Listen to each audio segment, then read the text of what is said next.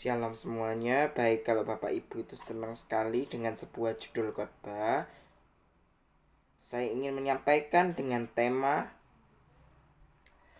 satu tema yang berjudul Padang Gurun Kehidupan.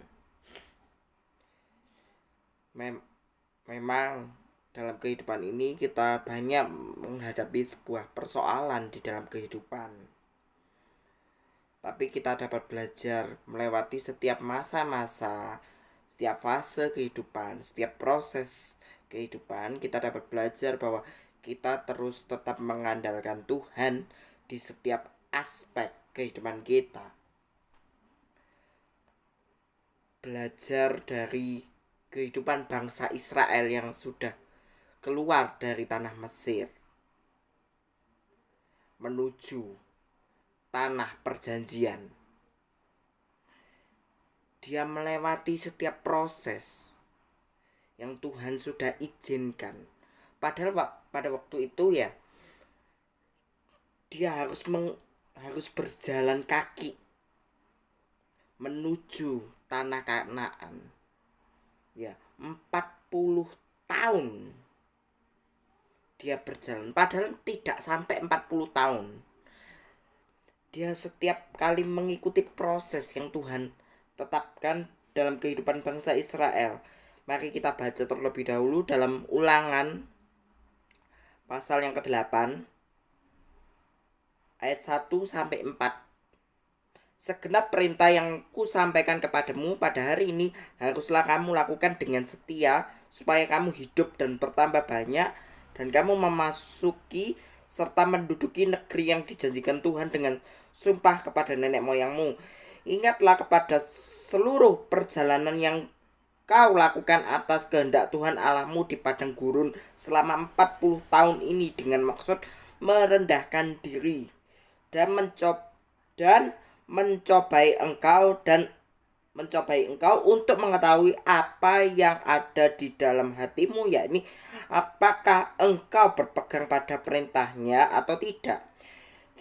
Jadi ia merendahkan hatimu, membiarkan engkau lapar, memberi engkau makan roti mana yang tidak kau kenal dan yang juga tidak kenal oleh nenek moyang, untuk membuat engkau mengerti bahwa manusia bukan hidup dari roti saja, tetapi manusia hidup dari segala perintah yang diucapkan oleh Tuhan. Pakaianmu tidak menjadi buruk di tubuhmu dan kakimu tidak menjadi bengkak selama 40 tahun ini. Saya jelaskan di ayat yang kedua. Ingatlah kepada seluruh perjalanan yang kau lakukan atas kehendak Tuhan Allahmu. Tuhan dengan Tuhannya huruf besar semua itu adalah Adonai, Elohim, Yahweh, Adonai, Elohim. Tuhan Allahmu di padang gurun selama 40 tahun ini dengan maksud merendahkan hati, untuk mengetahui apa yang ada di dalam hatimu, yakni apakah engkau berpegang pada perintahnya atau tidak. Jadi ia merendahkan hatimu, membiarkan engkau lapar dan memberi engkau roti mana atau yang tidak kau kenal dan juga yang tidak dikenal oleh nenek moyangmu, untuk membuat engkau mengerti bahwa manusia, ayat ini, bahwa manusia hidup bukan dari roti saja, tetapi manusia hidup dari segala ucapan dari Tuhan. Huruf besar, saya jelaskan bahwa huruf besar Tuhan itu adalah Adonai Elohim.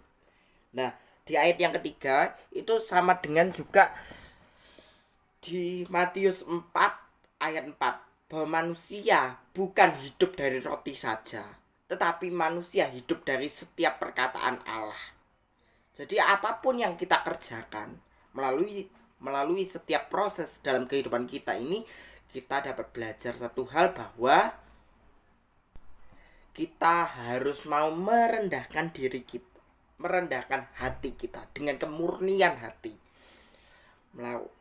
Melalui setiap proses yang Tuhan izinkan dalam kehidupan kita ini, melewati padang gurun kehidupan ini, kita dapat belajar untuk memiliki sikap kerendahan hati dalam setiap aspek kehidupan kita, dan mau tetap mengandalkan Tuhan dan terus mau berpegang kepada kebenaran firman Tuhan.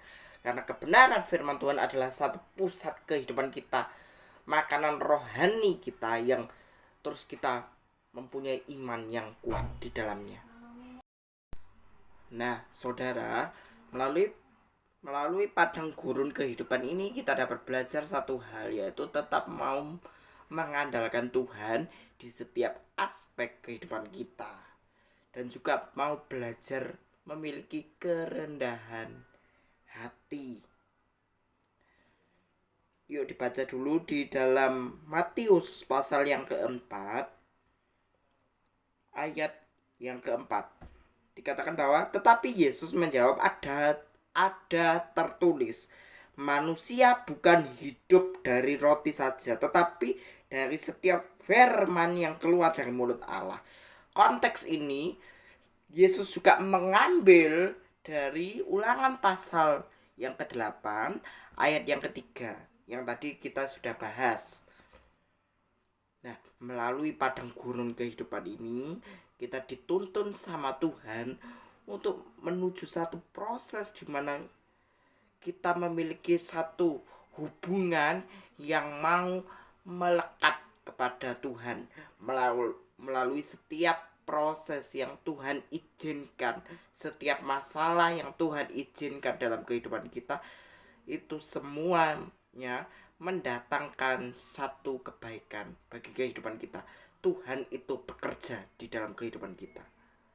Tuhan akan menghasilkan kehidupan kita menjadi kehidupan yang lebih baik ketika kita mau hidup sesuai dengan tracknya Tuhan. Makanya manusia diberikan kehendak bebas supaya apa? Supaya rencana Allah itu dapat tergenapi dalam kehidupan kita. Manusia diberikan kehendak bebas supaya apa? Tergenapilah rencana Allah di dalam setiap aspek kehidupan kita. Makanya kita harus mau bekerja keras melalui setiap proses yang Tuhan izinkan.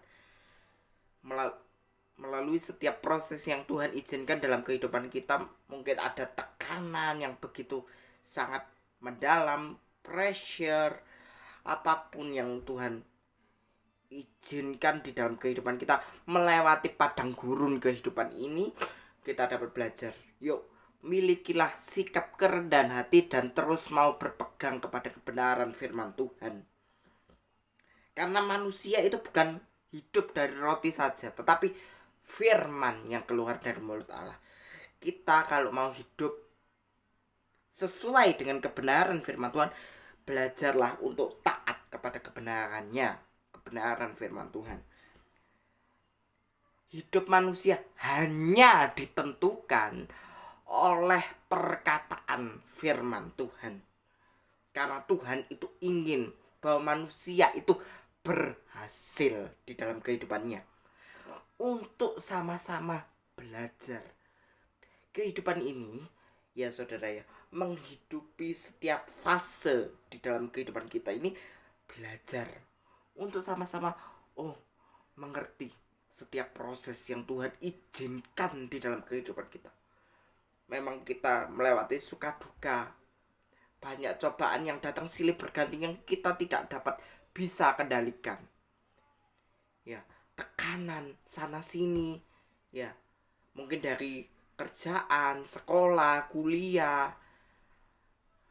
wirausaha atau apapun lah.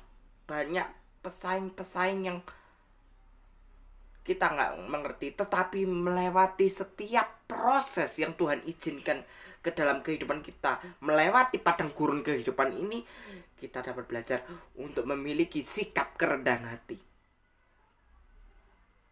punya mindset, perspektif, dan paradigma untuk sama-sama berpegang teguh kepada kebenaran firman Tuhan.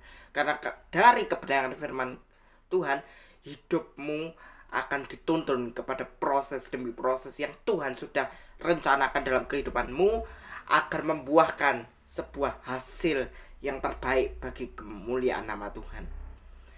Itulah sebabnya Tuhan itu ingin bahwa setiap manusia berjalan sesuai dengan kebenaran firman Tuhan dan mau hidup dalam kerendahan hati, memiliki standar hidup sesuai dengan kebenaran firman Tuhan.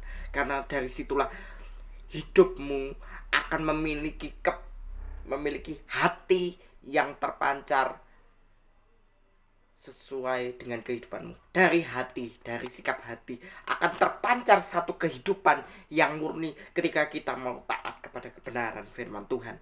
Maka hidupmu akan menjadi hidup yang berdampak bagi kalangan sekitar. Melalui padang gurun kehidupan, kita dapat belajar bahwa milikilah sikap kerendahan hati, hidup taat kepada kebenaran firman Tuhan, maka hidupmu akan dapat berhasil dan beruntung. Ketika kita mau taat kepada kebenaran firman Tuhan, maka hidupmu akan menjadi berdampak bagi sesama. Demikian, Tuhan memberkati.